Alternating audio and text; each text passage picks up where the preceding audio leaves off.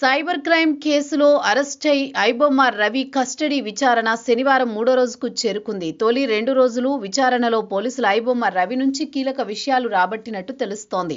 Angela network ఆర్థిక లావాదేవీలు, అలాగే రవికి సంబంధాలున్న అనధికారిక వెబ్సైట్ల నుంచి పోలీసులు కీలక సమాచారం, ఆధారాలు రాబట్టినట్టు తెలుస్తోంది. అలాగే ఐపీ మాస్క్ చేసి పనిచేస్తున్న కొన్ని ముఠాలపై కూడా సైబర్ క్రైమ్ అధికారులు ఆధారాలు రాబట్టినట్టు సమాచారం. అదేవిధంగా రవి నిర్వహించినట్టు భావిస్తున్న add bull app, gaming betting యాప్ల ద్వారా భారీగా డబ్బు సంపాదించినట్టు కూడా రవి విచారణలో అంగీకరించినట్టు తెలుస్తోంది.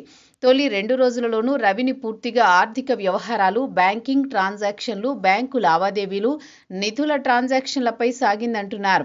కస్టడీ చివరి రోజైన శనివారం మరింత లోతుగా విచారించి సాయంత్రం రవిని నాంపల్లి కోర్టులో హాజరుపరచనున్నారు.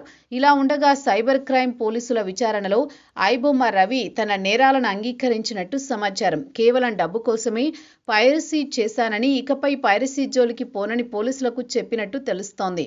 విదేశీ పౌరసత్వం కారణంగా పైరసీ గుట్టు రట్టయినా చట్టం నుంచి తప్పించుకోవచ్చని భావించినట్టు రవి చెప్పాడని తెలుస్తోంది.